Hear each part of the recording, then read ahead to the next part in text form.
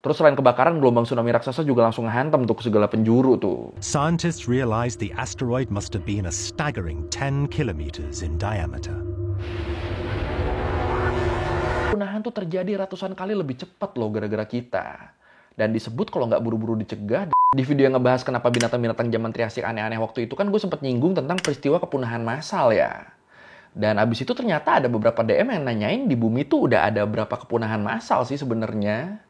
Dan seperti biasa, DM-mu celah kontenku. Dan sebenarnya kalau ngomongin kepunahan massal begini, gue sempat baca juga kalau kita bisa aja loh terancam punah sama bencana besar gara-gara kelakuan kita sendiri.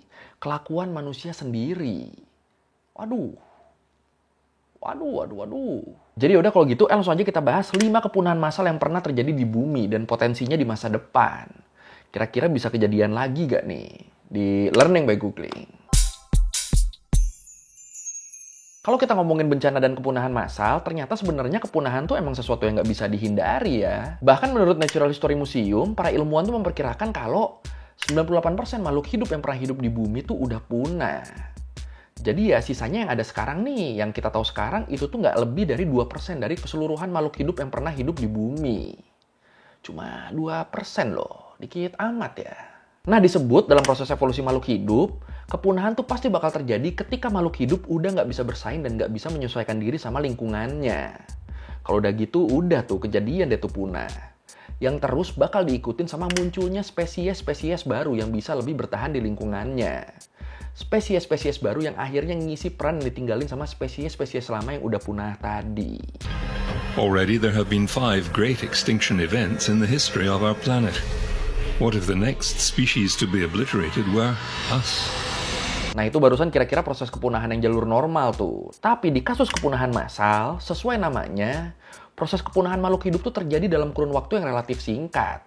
Dan terjadinya secara menyeluruh, secara massal. Jadi kalau lagi kejadian kepunahan massal, langsung banyak tuh makhluk hidup yang punah dalam waktu singkat di situ. Oh iya, tapi sebenarnya walaupun sering dibilang dalam waktu singkat, tapi dalam skala geologi tuh sebenarnya jangka waktunya tuh kurang lebih sekitar 2,8 juta tahun ya. Singkatnya segitu jadi waktunya, bukan sekali langsung hilang semua, nggak gitu. Dan kalau menurut Our World in Data disebut, kepunahan massal tuh baru bisa terjadi kalau ada bencana besar yang bikin seenggaknya 75% makhluk hidup punah dalam waktu singkat.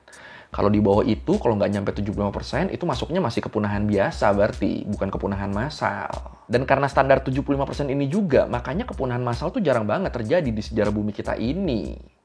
Bahkan sampai sekarang para ilmuwan sepakat kalau seenggaknya bumi tuh baru pernah ngalamin 5 kali bencana kepunahan massal. Baru pernah 5 kali ngalamin kepunahan besar, atau biasa disebutnya the Big Five Mass Extinction. Gimana cara tahu 5 kalinya? Itu 5 kali tahu dari mana? Kalau menurut Dr. Katie Collins, kurator koleksi fosil moluska di Natural History Museum, dia bilang salah satu cara ilmuwan bisa tahu ada kepunahan besar yang terjadi adalah dari catatan fosil. Jadi simpelnya tuh gini, kalau kita ngegali tanah, secara umum usia tanah yang di bawah itu pasti lebih tua daripada lapisan yang ada di atasnya. Atau bisa kita lihat juga di tabel ini. Ini tuh namanya skala waktu geologi. Di sini kita bisa lihat nih urutan lapisan tanah dari yang paling tua sampai yang paling muda. Nah, salah satu cara ilmuwan bisa tahu perkiraan usia benda purba, termasuk sisa-sisa makhluk hidup, yaitu dengan ngelihat seberapa dalam benda purba ini terkubur. Kalau makin dalam berarti ya usianya makin tua. Nah, kepunahan massal bisa ketahuan, bisa kelihatan ya dari fosil-fosil yang ditemuin ini. Fosil-fosil yang sebelumnya banyak ditemuin di lapisan bawah, tiba-tiba jadi nggak banyak ditemuin di lapisan atasnya. Atau bahkan nggak ada sama sekali. Habis di lapisan bawah semua jadi fosil itu. Terus di lapisan atasnya malah banyak ditemuin jenis makhluk hidup yang beda banget dari makhluk hidup yang sebelumnya. Jadi nggak nyambung nih spesiesnya nih atas sama bawah nih, padahal cuma beda satu lapisan doang. Nah, dari sinilah kelihatan indikasi adanya kepunahan massal. Dari sinilah para ilmuwan akhirnya nyimpulin kalau binatang-binatang ini tuh udah punah dan diganti sama binatang-binatang lain. Baik spesies binatang yang baru ataupun binatang yang sebelumnya udah ada tapi berhasil bertahan dan beradaptasi. Dan totalnya ada 5 lapisan yang nunjukin gejala kayak gini. Ada 5 lapisan tanah yang akhirnya jadi bukti kuat adanya bencana besar yang berujung kepunahan massal. Ini ntar pas gue ngomong tadi tuh yang kepunahan massal tadi tuh dikasih efek-efek petir gitu ya, biar berasa bencana besarnya tuh yang kasih gitu ya. Udah ada belum tadi tuh? Oke, sekarang kita bahas satu-satu nih kepunahan-kepunahan massal ini. Yang pertama disebutnya kepunahan Ordovicium silur. Dan sesuai namanya, kepunahan besar pertama yang tercatat terjadi di bumi ini berlangsung di antara periode Ordovicium sama periode silur.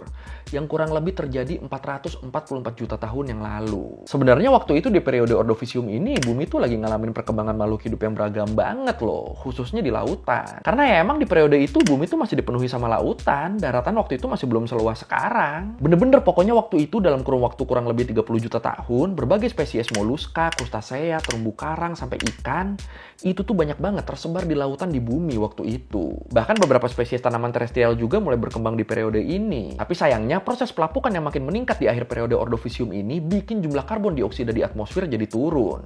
Dan akhirnya bumi ngalamin penurunan suhu yang berujung terjadinya zaman es dan penurunan permukaan laut. Gara-gara ini, spesies-spesies yang hidup di perairan air dangkal akhirnya kehilangan habitat tuh. Ya, soalnya kan nurun kan permukaan air laut kan. Yang harusnya mereka biasa hidup di air-air dangkal jadi hilang airnya, jadi nurun. Belum lagi dingin banget kan, jadi zaman es kan. Tapi nggak lama peningkatan suhu bikin zaman es berakhir dengan cepat dan permukaan air laut jadi naik lagi. Tapi sayangnya peristiwa naiknya air laut ini juga dibarengin sama penurunan kadar oksigen di perairan. Nah, perubahan lingkungan yang terlalu ekstrim ini, yang berubah-ubah terus ini, akhirnya ini berdampak ke kepunahan banyak spesies di bumi waktu itu. Bahkan diperkirakan sekitar 85% spesies makhluk hidup di bumi itu punah di peristiwa kepunahan besar pertama ini. Lumayan juga ya abisnya ya, 85% loh langsung loh. It's hard to know what those plants were based on spores, but scientists can tell they were non-vascular, meaning that they didn't have the system of roots and tubes that many modern plants use to move water and nutrients around. Terus sekitar 60 juta tahun setelah kepunahan Ordovicium silur, bumi ngalamin bencana kepunahan lagi nih, yang berlangsung lebih lama dari sebelumnya. Kepunahan yang kali ini terjadi di periode Devon akhir ini tuh berlangsung kurang lebih selama 20 juta tahun. Dari sekitar 380 sampai 360-an juta tahun yang lalu. Dan buat penyebab kepunahan massal yang kedua ini nih ada beberapa pendapat nih. Pendapat yang pertama bilang kalau aktivitas vulkanik besar di wilayah yang sekarang jadi Siberia sebagai penyebabnya. Jadi aktivitas vulkanik besar yang dikenal dengan nama Kallwasser Event ini numpahin lava dalam jumlah yang banyak banget. Dan selain itu dia juga ngelepas gas-gas rumah kaca ke atmosfer yang mengakibatkan turunnya hujan asam dalam skala besar. Nah, hujan asam ini dia nih bikin perairan jadi beracun dan bikin kadar oksigen jadi turun. Ini kebayang ngerinya ya. Terus selain aktivitas vulkanik, kemungkinan besar waktu itu juga bumi tuh sempat dihantam sama meteor besar yang bikin atmosfer jadi ketutup debu sama suhu jadi mendingin. Dan anehnya atau mungkin gilanya kalau menurut National Geographic, para ilmuwan tuh menduga kalau munculnya pohon-pohon di periode Devon tuh jadi salah satu penyebab kepunahan ini bisa terjadi. Ini aneh kan? Pohon yang biasa jadi sumber kehidupan loh, ini malah jadi bikin punah. Kenapa bisa gitu? Jadi gini, di periode Devon tanaman tuh mulai berevolusi. Di situ mulai tuh muncul spesies pohon yang nyebarnya cepat banget. Dan akhirnya dia nih menuhin daratan bumi waktu itu. Nah yang jadi masalah, banyaknya pohon ini ternyata bikin pelapukan jadi cepat terjadi. Dan ini bikin mineral yang lapuk akhirnya sampai tuh ke perairan sama lautan. Nah mineral di laut yang udah banyak banget ini, akhirnya ini bikin pertumbuhan alga jadi meningkat. Pokoknya laut tuh waktu itu isinya beneran alga semua. Dan waktu alga-alga ini mati, tempat-tempat yang banyak bangkai alga numpuk tuh jadi wilayah yang kekurangan oksigen akhirnya. Gara-gara ini ruang-ruang buat kehidupan di laut jadi makin susah nih. Karena ya mau kemana, di situ ada bangkai alga, di situ ada bangkai alga, akhirnya susah spesies lain mau hidup. Nggak ada oksigen soalnya di situ kan. Di sisi lain, peningkatan jumlah pohon di darat saat itu juga diduga bikin kadar karbon dioksida jadi turun. Dan ini bikin suhu bumi ikutan turun juga. Nah, gabungan beberapa peristiwa ini akhirnya ini berakibat pada punahnya 75% kehidupan di bumi. Khususnya di sini fauna-fauna laut kayak konodon sama beberapa jenis ammonite. Kayak gonotite itu dipercaya punahnya di sini tuh. Terus nggak cuma bikin banyak makhluk hidup punah, perubahan lingkungan ini juga bikin beberapa spesies invasif tuh jadi nyebar nggak kekontrol. Dan akhirnya ini bikin keragaman makhluk hidup di periode ini tuh jadi rendah banget. Ya, soalnya nggak ada di mana-mana kan yang spesies-spesies invasif tadi kan. Di sana adanya mereka, di sini adanya mereka. Ya akhirnya gimana mau beragam coba. Yang nggak invasif malah punah kan. Things going on that caused the ocean to lose a lot of its oxygen. Possibly newly evolved land plants caused a lot more erosion by digging in their roots and causing nutrients to run off, causing algal blooms which sucked oxygen out as they decayed. Nah, setelah kepunahan Devon akhir, sebenarnya kondisi bumi itu bisa dibilang relatif stabil loh.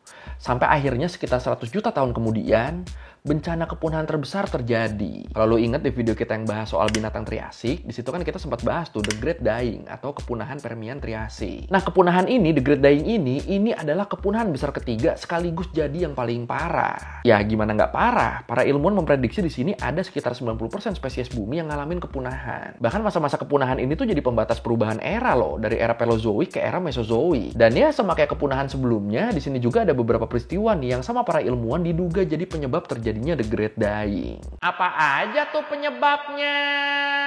Yang pertama, sama kayak kepunahan Devon akhir, diduga karena peningkatan aktivitas vulkanik di wilayah Siberia. Terus tabrakan meteor kemungkinan juga terjadi di periode ini. Dan itu ikut ngasih dampak yang signifikan ke kepunahan banyak spesies di bumi. Gara-gara kejadian-kejadian itu kan kadar oksigen jadi turun, gas-gas beracun menuhin atmosfer, ya pokoknya chaos banget lah kondisi bumi waktu itu. Di kepunahan ini tuh banyak banget spesies serangga yang musnah. Dan buat di lautnya sendiri, itu butuh waktu sekitar 8 juta tahun buat bikin ekosistem laut waktu itu balik lagi ke keadaan normal. Gila, 8 juta tahun coy. Dan yang paling penting dari kepunahan ini adalah ini tuh jadi awal berkembangnya Archosaurus ya. Termasuk di dalamnya dinosaurus yang bakal nguasain bumi sampai lebih dari 150 juta tahun selanjutnya. Ya buat detailnya lu nonton video yang tadi aja deh. Mana tuh itu marketingnya tuh? Ulang dong, marketingnya keluar lagi dong. Nah, ini dia. So you had things like a major greenhouse event spike, place warmed by up to 10 degrees very quickly, possibly multiple times. Dan sama kayak awalnya dimulai dengan peristiwa kepunahan besar, periode Triasik juga diakhiri sama peristiwa kepunahan besar. Jadi mulainya dari kepunahan, berakhirnya juga dari kepunahan. Jadi sekitar 50 juta tahun setelah The Great Dying, aktivitas vulkanik di tengah daratan Pangea bikin banyak gas rumah kaca beracun kayak karbon dioksida itu lepas ke atmosfer.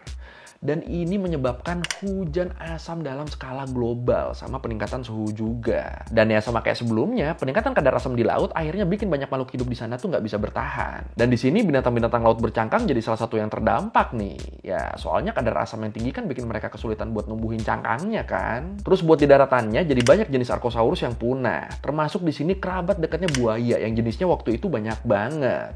Punah udah mereka tuh. Tapi untungnya di saat spesies-spesies lain pada bertumbangan, pada berpunahan, untungnya ada sedikit dinosaurus berukuran kecil yang berkembang di akhir periode Triasik yang berhasil bertahan hidup.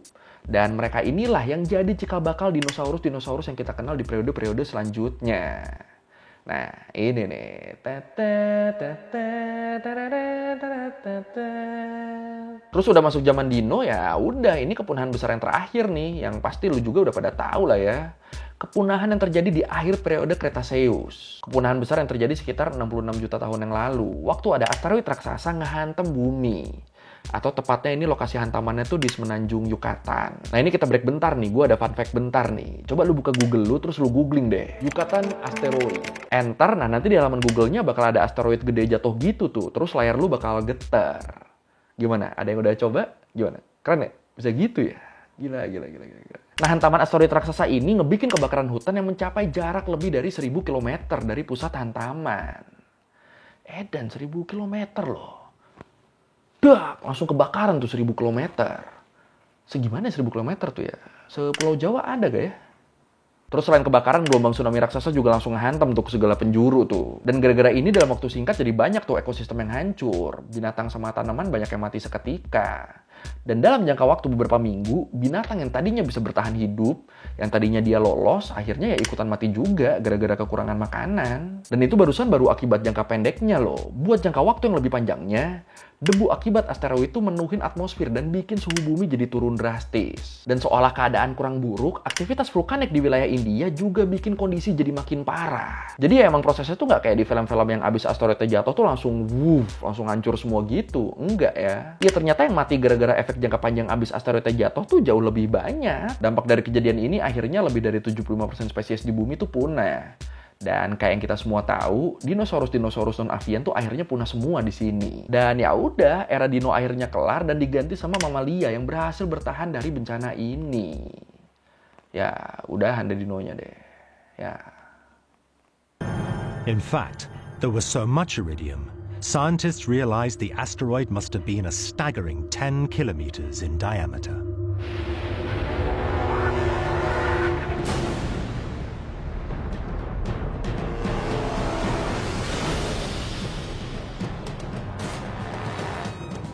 Dan sebenarnya setelah kepunahan di akhir periode Kretasius tadi, perubahan iklim yang terjadi beberapa kali juga sempat memicu banyak kepunahan makhluk hidup di bumi. Tapi tetap skalanya nggak separah yang 5 bencana kepunahan besar tadi ya. Yang punah nggak nyampe 75% setelah itu. Nah, kalau kita amatin, dari tadi bisa dibilang penyebab kepunahan besar ini tuh selalu gara-gara perubahan iklim ya. Ada aktivitas vulkanik, ngeluarin gas-gas segala macem, bumi jadi penuh debu atmosfernya, suhu bumi jadi turun, perubahan iklim pada punah. Ada asteroid, kebakaran, bumi jadi penuh gas, suhu bumi turun, perubahan iklim, punah juga. Jumlah tanaman kebanyakan, oksigen jadi terlalu banyak, suhu bumi menurun, perubahan iklim, punah. Ya pokoknya intinya selalu berakhir ke perubahan iklim ya, dan itu yang bikin jadi kepunahan massal. Nah itu kalau kita tarik ke masa sekarang, kita tuh lagi ngadepin masalah yang sama loh. Bahkan buat yang sekarang nih, kita manusia itu jadi faktor utama yang bikin pemanasan global sama krisis iklim di bumi itu memburuk loh. Jadi kita nih manusia nih udah selevel aktivitas vulkanik, udah selevel asteroid, udah selevel tumbuhan yang terlalu banyak. Mantap juga ya. Ini prestasi apa musibah ini jatuhnya ya? Dan selain memicu krisis iklim, aktivitas-aktivitas manusia yang lainnya kayak penebangan hutan, pencemaran, sampai perburuan berlebihan, itu juga ngebikin banyak spesies binatang dan tumbuhan punah. Dan kalau makin banyak yang punah kan ekosistem juga bakal makin goyang ya. Dan ngerinya, amit-amit kalau sampai kayak yang udah-udah, dalam jangka waktu panjang bakal muncul efek domino yang makin lama bakal makin parah. Atau nggak usah deh ngomongin jangka panjang, buat saat ini aja deh. Menurut National Geographic, kepunahan tuh terjadi ratusan kali lebih cepat loh gara-gara kita. Dan disebut kalau nggak buru-buru dicegah dalam kurun waktu 200-500 tahun, kepunahan massal tuh bisa terjadi lagi. Dan kali ini kita manusia yang jadi penyebab utamanya. Apa endingnya jadi merinding gue ya? Aduh. Now, under natural geological Earth processes, nature would adapt and new species would arise to fill those gaps.